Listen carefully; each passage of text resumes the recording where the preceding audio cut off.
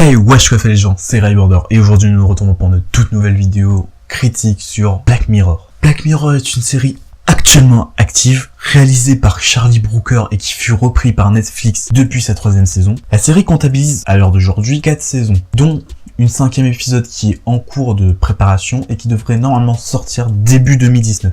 La série est un mélange de plusieurs genres et chaque épisode est différent tout en abordant le même thème. Celui de la dépendance de l'être humain envers les nouvelles technologies. Même si pour la plupart dure dans les alentours de 50 minutes. Un épisode peut durer 40 minutes, tandis qu'un autre peut au contraire durer 1h30. Vous allez me dire que 1h30 c'est long pour un épisode de Black Mirror. Et c'est pour ça que quand je regarde Black Mirror, je n'ai pas l'impression de regarder une série, mais plutôt un film. Et pas uniquement aussi juste par rapport au temps. Mais du coup, si tu penses que quand tu regardes n'importe quel épisode de Black Mirror, c'est un film, pour ceux qui durent que 40 minutes, ça doit être très court, non? Alors là, pas du tout. La série a réussi à s'arrêter là où beaucoup de films n'ont pas su s'arrêter et donc donner des scènes inutiles comme des bagarres inutiles et qui ne font au contraire même pas avancer l'histoire. Par exemple, dans un épisode, il y a eu un hacker qui a hacké quelque chose, une nouvelle technologie, donc je ne vais pas le dire pour pas spoil, et qui donc, on peut voir à la fin, qui se fait retrouver. Sauf que quand ils ont retrouvé le hacker, ils ne montrent pas la scène de poursuite et encore moins la scène d'arrestation. Pourquoi? Parce que la série ne veut pas nous montrer tout ça, mais bien le processus qui s'est passé avant. Pas pour le retrouver, mais pourquoi le hacker il a fait ça exactement. Pourquoi? La durée est donc très bien justifiée car il n'y a pas à dire plus sur le sujet. Et en plus, à la fin de chaque épisode, j'ai l'impression de très bien connaître le personnage, alors qu'au contraire, quand je regarde certains films, même au bout de 2 heures de temps, j'ai l'impression de ne rien connaître de ce personnage. Il y a une chose que j'apprécie chez cette série, c'est que toutes les fins sont dramatiques. À part 1, 2 ou 3 épisodes. Il arrive à nous mettre dans la peau des personnages et à nous faire ressentir leurs sentiments.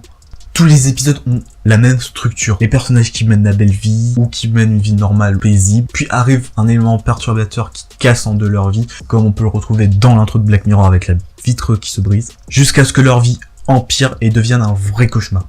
Les époques sont très variées, ça peut être de notre époque avec le danger des réseaux sociaux, à 2 siècles plus tard avec le danger de nouvelles sociétés entièrement automatisées par les nouvelles technologies et centrées sur le profit de soi, tout en ruinant les relations humaines. En plus, par rapport à des films qui prennent 3 heures à sortir, en à peu près 1 an et 1 saison qui sortent, vous avez 3 histoires différentes et qui sont tous très bien conçus et très bien terminés. Certains épisodes dépassent même très largement certains films. En plus, je préfère largement regarder un épisode de Black Mirror plutôt qu'un film. Après, ce n'est que mon avis. Et c'est pour ça que là, on va entrer sur à qui est destinée cette série. Alors, elle n'est pas destinée à tout le monde, ça c'est sûr. Si pour vous, vous cherchez une série d'action, d'histoire d'amour, de blagues rigolotes, et bref, pas vraiment une série sérieuse comme Black Mirror, passez votre chemin. Par contre, si vous aimez les séries énigmatiques, les retournements de situation, les séries qui vous donnent une réflexion sur les personnages, sur la nouvelle société, et qui vous fait ressentir les sentiments des personnages, que vous aimez avoir la joie pour le personnage, cette série peut être faite pour vous. Critiquant ainsi bien les nouvelles technologies et ce en quoi notre société est en train de se tourner,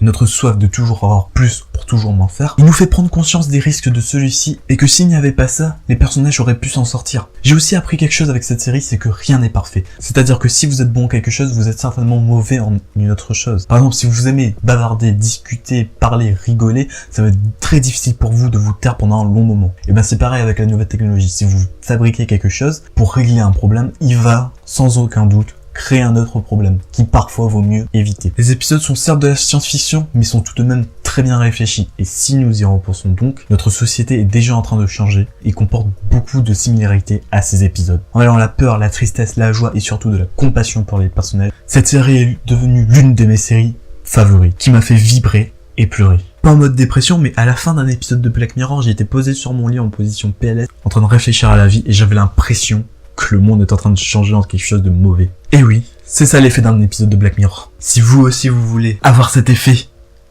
alors n'hésite pas à regarder la série. Donc j'espère que vous avez aimé cette vidéo. Si vous voulez une analyse plus détaillée des épisodes que j'ai bien aimés, n'hésitez pas à me le dire dans les commentaires, j'y ferai certainement. Donc merci et je vous dis à la prochaine pour plus de vidéos. Bye.